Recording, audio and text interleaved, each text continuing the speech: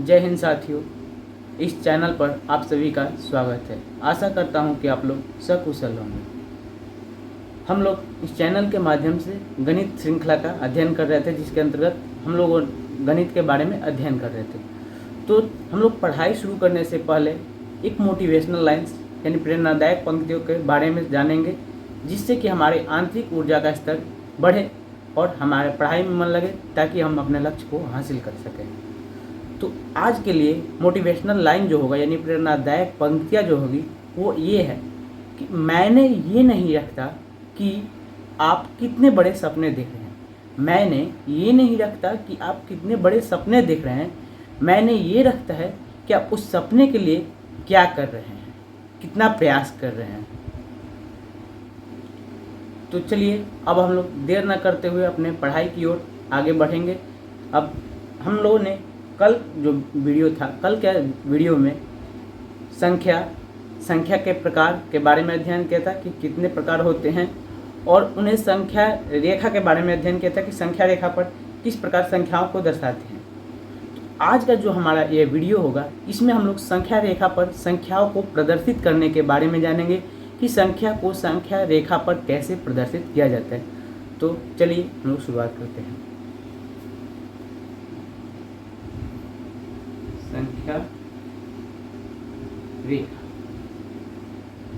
संख्या रेखा जिसका अंग्रेजी होता है नंबर लाइन।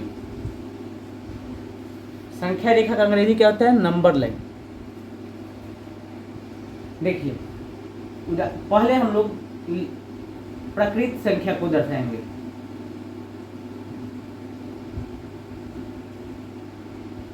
संख्या रेखा पर हम लोग प्रकृत संख्या को दर्शाएंगे। तो प्रकृत संख्या की हम लोग परिभाषा जानते हैं। पिछले वीडियो में हम लोगों ने अध्ययन किया था कि 1 से लेकर अनंत तक की संख्याओं को प्रकृत संख्या कहते हैं। तो हम उदाहरण के तौर पर 5 लेते हैं, जिसे हम संख्या रेखा पर दर्शाएंगे। तो चलिए देखते हैं। संख्या रेखा के लिए क्या होता है कि एक सरल रेखा खींची जाती है। संख्या रेखा के लिए एक सरल रेखा खींची जाती है, ठीक। उस पर एक जीरो होता है बीच में, जीरो जो कि उदासीन होता है, और इसके दाहिने साइड धनात्मक चिन्ह होते हैं, धनात्मक मान वाले अंक होते हैं, और इसके बाएं साइड ऋणात्मक मान वाले अंक होते हैं, ठीक। तो ये हुआ जीरो। हमें क्या दर्शाना है? 5। 5 क्या है? धनात्मक है या ऋणात्मक? तो 5 जो है धनात्मक है, क्योंकि इसके आगे प्लस छिपा हुआ है, यानी कि धन छिपा हुआ है। तो हम इसे जीरो के दाहिने ओर दर्शाएंगे। तो चलिए दर्शाते हैं। 1 2 3 4 5। ये हो गया हमारा 5 संख्या रेखा पर। अब हम लोग प्रकृत संख्या को दर्शा लिए संख्या रेखा पर। अब हम लोग संख्या रेखा पर पूर्ण संख्या को दर्शाएंगे। 2 नंबर पूर्ण संख्या। पूर्ण संख्या का अंग्रेजी होता है होल नंबर। क्या होता है? Whole number. तो हम लोग पूर्ण संख्या के बारे में अध्ययन किए थे। पूर्ण संख्या जो होता है वह 0 से लेकर अनंत तक होती है, 0 से अनंत तक यानी धनात्मक की ओर। तो इसे भी दर्शाएंगे। एक सरल रेखा लिए, इसके बीच में शून्य ले लिया, दाहिने तरफ धनात्मक मान और बाएं तरफ ऋणात्मक मान। पूर्ण संख्या में हमारा 0 भी शामिल होता है, 0 1 डॉट डॉट डॉट। तो उदाहरण के तौर पर हम लोग 0 को दर्शा रहे हैं संख्या रेखा पर। ये 1 2 3 4, इधर ऋणात्मक 1 2 3। हमें किसको दर्शाना है? तो 0 को दर्शाना है संख्या रेखा पर। तो ये जो 0 है ये हुआ हमारा पूर्ण संख्या। इसके बाद हम लोग पूर्णांक संख्या को दर्शाएंगे संख्या रेखा पर।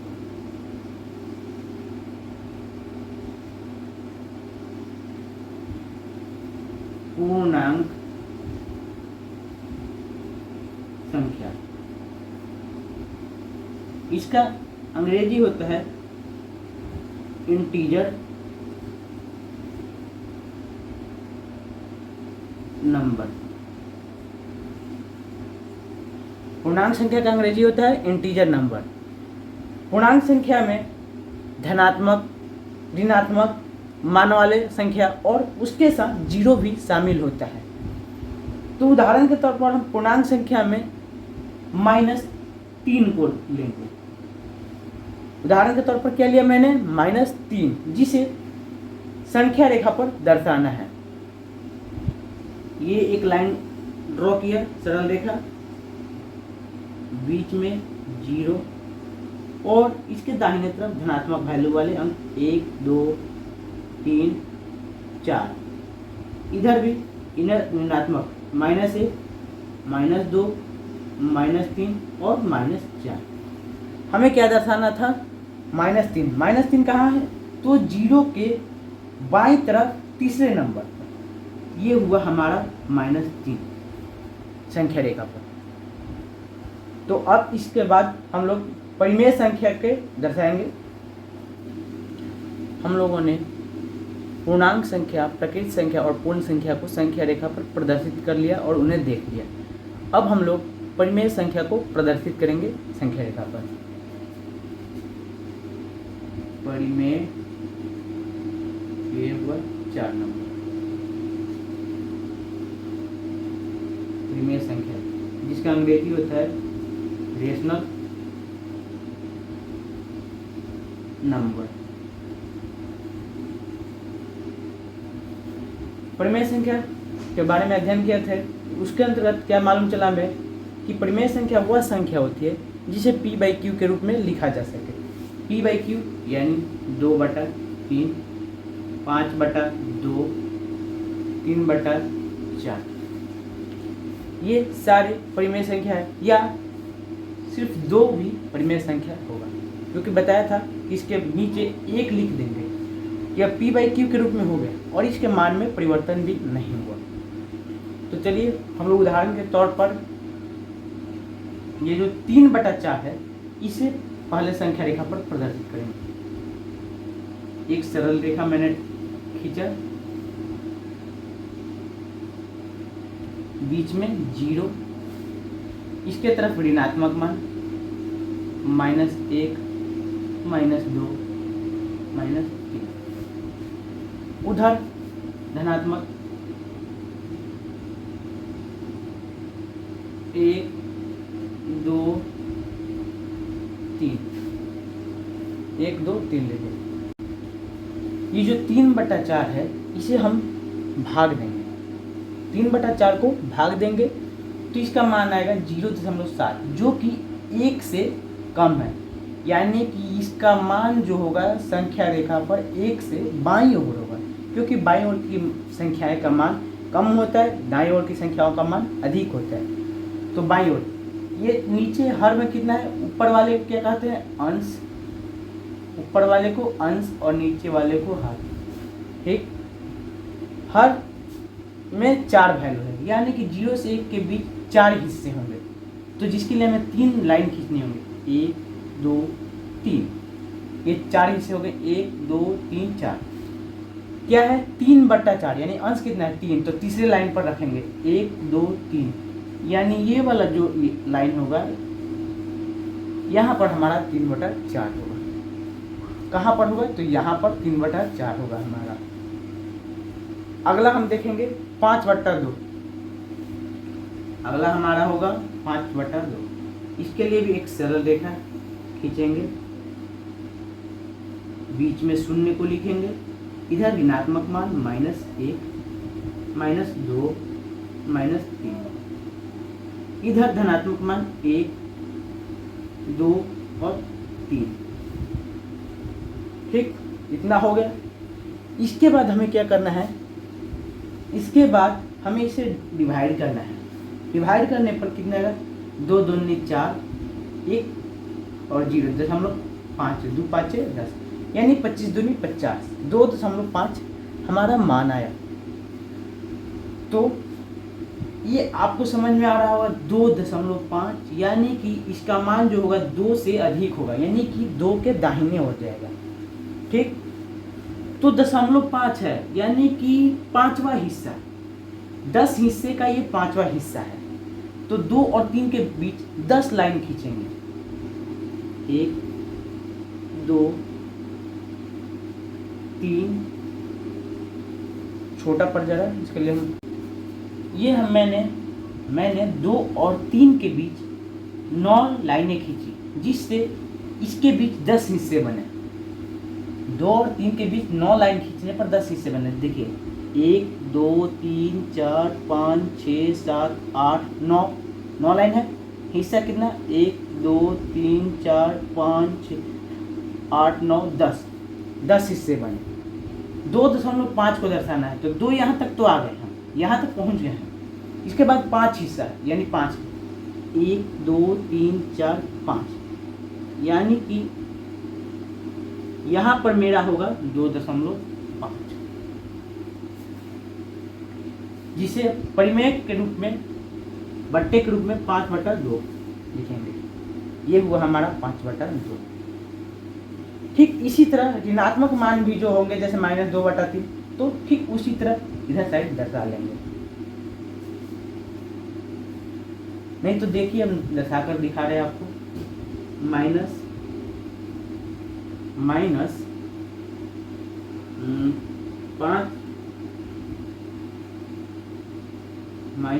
-3/5, क्या लिया मैंने? -3/5। एक सरल रेखा ड्रा किया,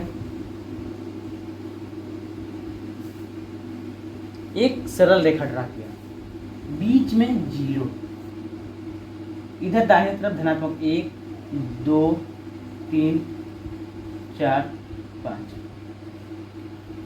ठीक,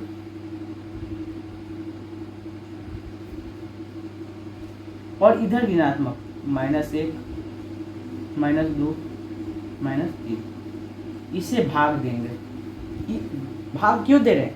देखने के लिए कि ये हमारा मान किन किन अंकों के बीच आएगा, किन किन संख्याओं के बीच आएगा। तो 5 3 में भाग देंगे तो 0.6, जो कि माइनस में, तो -0 और -1 के बीच में आएगा हमारा मान। तो चलिए इसे दर्शाते हैं। नीचे कितना है? हर में 5, यानी कि इसके 5 हिस्से करने होंगे, जिसके लिए हमें 4 लाइन खींचनी होगी। 1 2 3 4 लाइन खींच लिया और हिस्से बने 5, 1 2 3 4 5 हिस्से बन गए। ऊपर क्या है? अंश 3, यानी कि इधर से जो तीसरा लाइन होगा वह होगा 0.6 का, 1 2 3, यानी कि यहाँ पर होगा हमारा -3/5, जो कि हमें फाइनली मिल गया।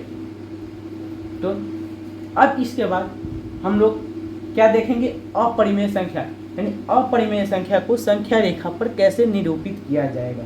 हम लोगों ने प्राकृतिक संख्या, पूर्ण संख्या, पूर्णांक संख्या और परिमेय संख्या के देख लिया है। हम लोग अब अपरिमेय संख्या को संख्या रेखा पर प्रदर्शित करेंगे। तो चलिए हम लोग शुरुआत करते हैं। कितना नंबर? प्राकृतिक संख्या, पूर्ण संख्या, पूर्णांक संख्या, परिमेय संख्या, अपरिमेय, यानी 5वें नंबर।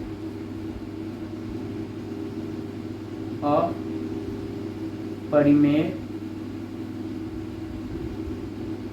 संख्या, जिसका अंग्रेजी होता है इरेशनल नंबर।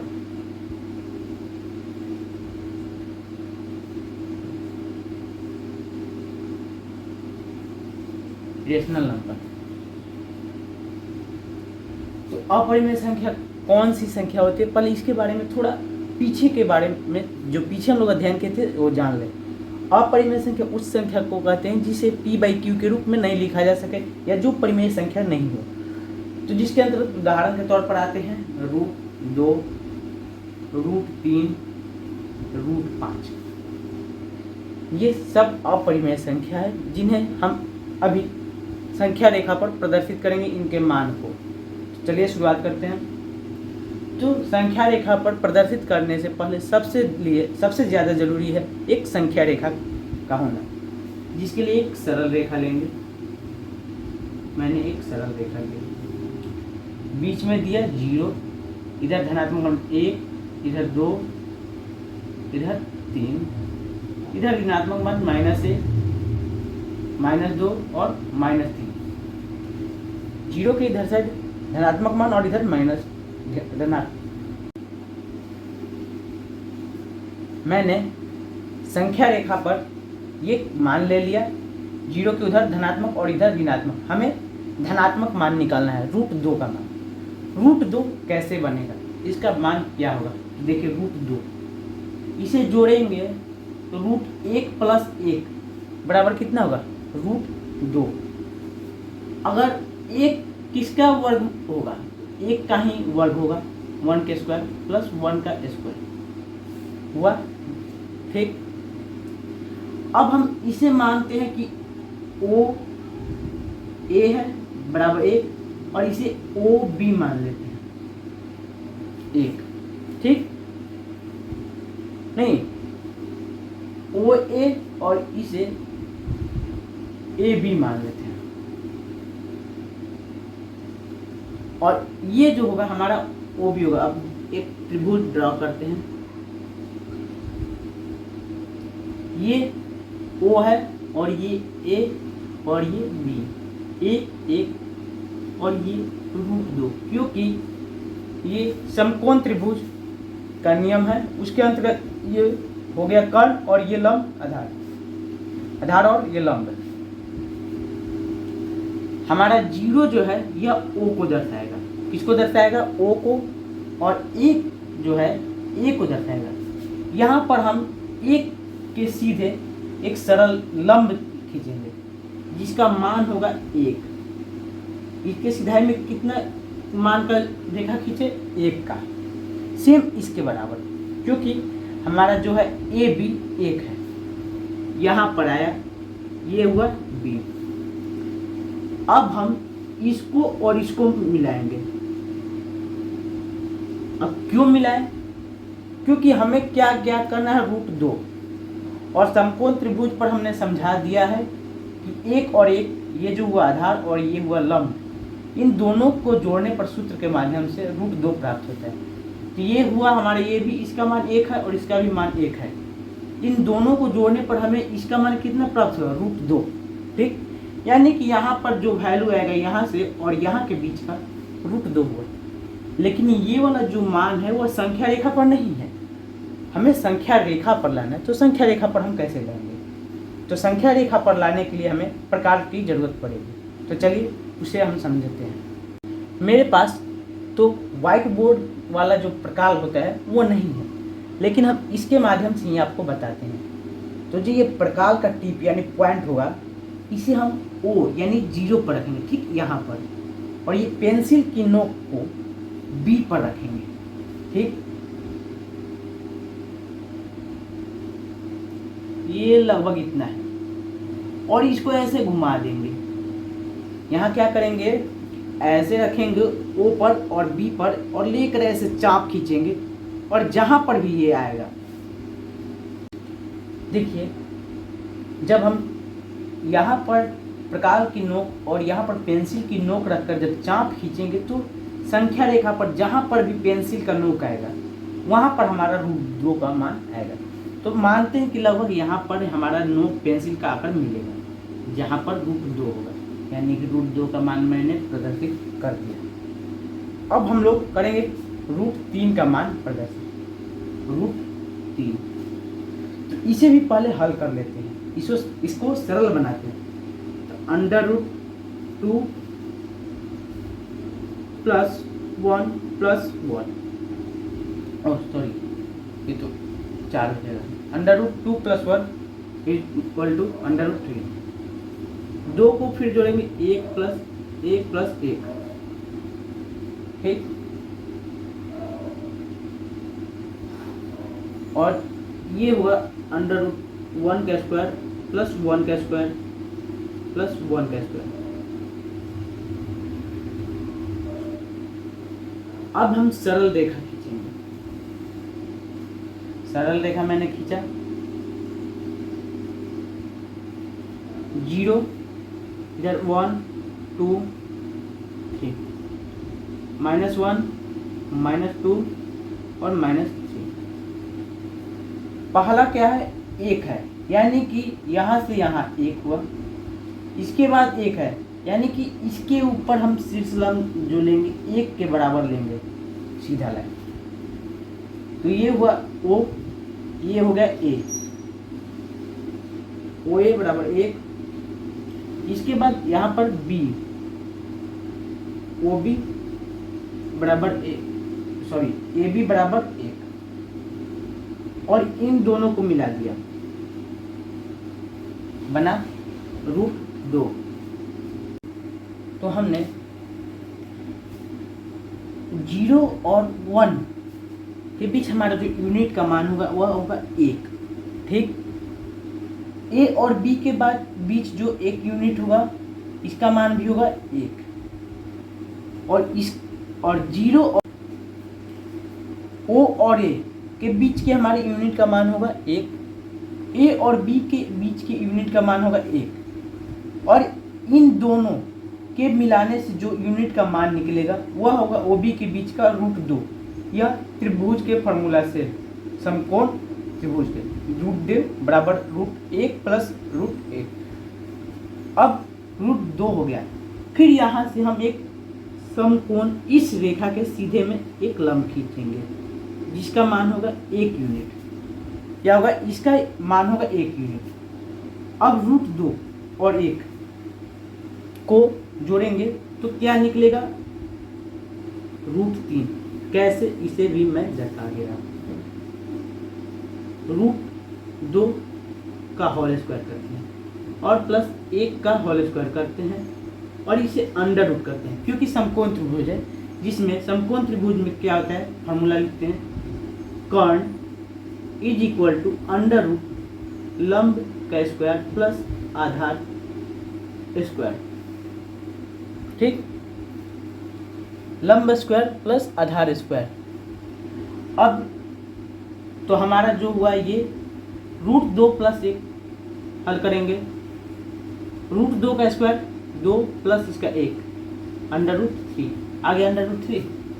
यहाँ तक तो समझ गए।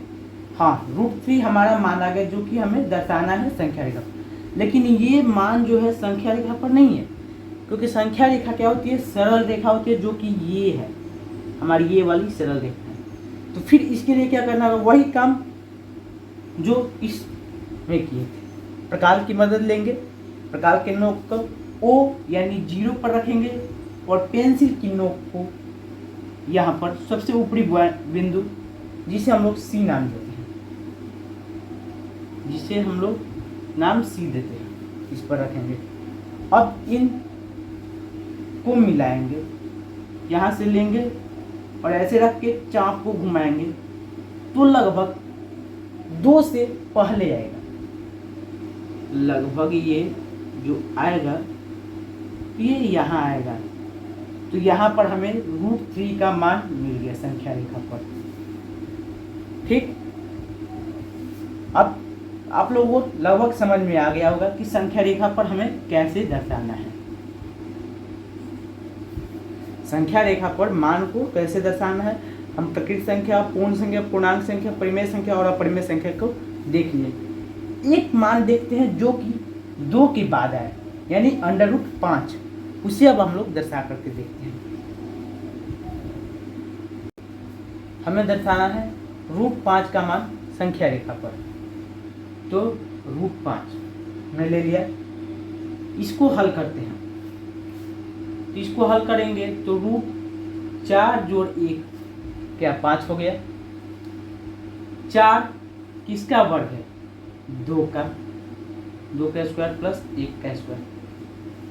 क्या यह 5 के बराबर आएगा, अवश्य आएगा। इसे हम एक ट्रायंगल, समकोण ट्रायंगल पर समझेंगे। यहाँ हमारा 0, यहाँ पर हमारा A और B, ये ट्रायंगल OAB, यहाँ से यहाँ का मान जो होगा 2 यूनिट, 2 इकाई, और A से B के बीच का मान 1 यूनिट, और OA आधार और AB लंब से हमें प्राप्त हुआ कर्ण OB, जिसका मान √5 हम लोगों ने ज्ञात किया। अब इसी को हमें संख्या रेखा पर उतार देना है, सेम टू सेम। चलिए उतारते हैं।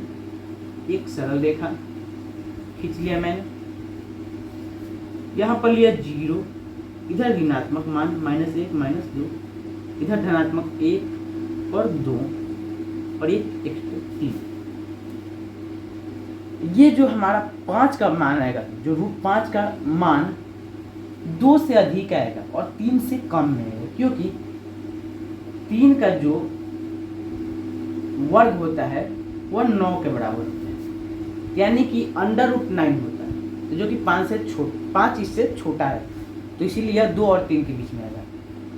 चलिए 2 यहाँ पर हुआ, इससे 1 यूनिट शीर्ष लंब लेते हैं, यहाँ से यहाँ हुआ 2 और यहाँ से यहाँ 1 यूनिट हो गया।